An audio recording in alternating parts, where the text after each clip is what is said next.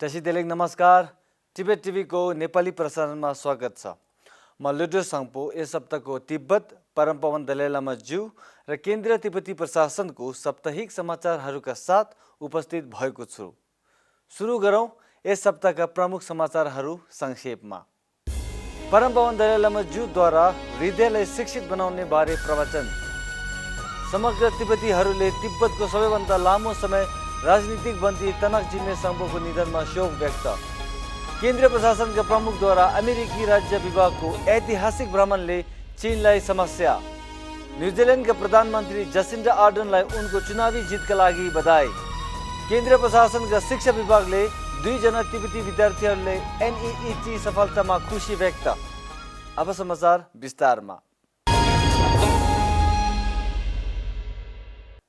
यस हप्ता बिहिबार परम पावन दलाई लामा ज्यूलाई एडक्रेम युक्रेनका सदस्यहरूसँग छलफलका लागि आमन्त्रित गर्नुभएको थियो, जहाँ उहाँले शान्तिपूर्ण समाज निर्माण गर्न शिक्षाको उद्देश्य हुनुपर्ने र कुनै पनि परिस्थितिको सामना गर्न सक्षम हुनको लागि न्यानो हृदय, व्यापक दिमाग र दूरदर्शी दृष्टिकोण अपनाउनु आवश्यक छ भन्नुभयो। As long as space remains, sentient beings remain, I will remain in order to serve them. And within this life, till my last breathing, I can make every sort of what's a small contribution regarding peace of mind. And for that, patience, very important. In order to practice patience, your troublemaker, so-called your enemy, is best teacher. चिनिया जेलमा तिब्बतका सबैभन्दा लामो समय बिताएका राजनीतिक कैदी तनक जिग्मे साङ्पोको निधनमा विश्वभरमा भएका तिब्बतीहरूले शोक व्यक्त गर्नुभयो। उहाँले आफ्नो आधा जीवन चिनिया जेलमा बिताए र बाँकी तिब्बती कारणहरूको लागि वकालत गर्दै बिताउनु भयो।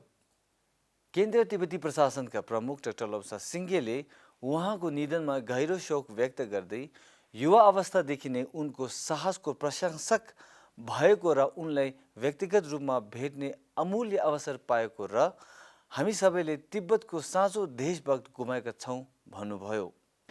केन्द्रीय तिब्बती प्रशासनले उनको आत्मा शान्तिको लागि प्रार्थना सेवा अवलोकन गर्दै उनको निधनमा शोक व्यक्त गर्न बाँकी दिन कार्यालयहरू बन्द गर्नुभयो। चिनिया जेलमा 37 वर्ष बिताइसकेका तनक जिग्मे साङ्पोको गत हप्ता स्विजरल्यान्डमा 91 वर्षको उमेरमा निधन हुनुभयो।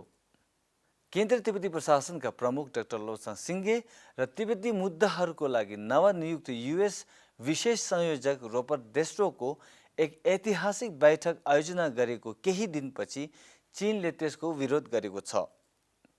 सो बैठकको बारेमा राष्ट्रव्यापी र विश्वव्यापी रूपमा प्रमुख अखबारहरूको पहिलो पृष्ठमा छान्दा चिनिया विदेश मन्त्रालयका प्रवक्ता टाओ लिचेनले केन्द्रीय तिब्बती प्रशासनलाई अलगाववादी राजनीतिक सङ्गठन बन्ने बयान जारी गरी विरोध गर्नुभएको छ।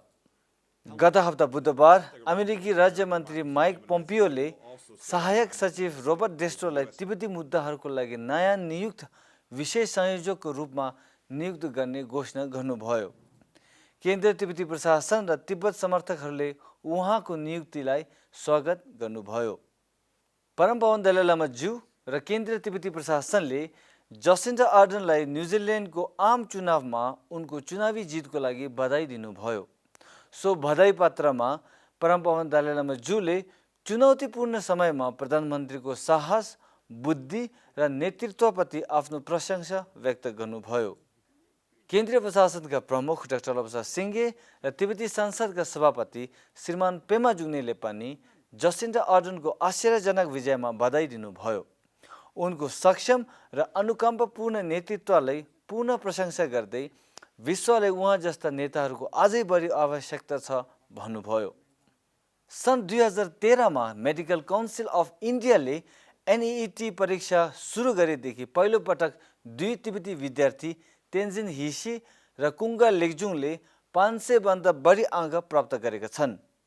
केन्द्रीय तिब्बती प्रशासनको शिक्षा विभागले ती 2 जना विद्यार्थीहरूलाई अखिल भारतीय राष्ट्र योग्यता प्रवेश परीक्षामा सफलता पाएकोमा हार्दिक बधाई दिनुभयो। 16 अक्टोबरमा घोषित गरेको नियम अनुसार देशभरका मेडिकल कलेजमा भर्ना हुनका लागि 720 अङ्कमध्ये 147 को क्वालिफाइङ स्कोर अनिवार्य छ।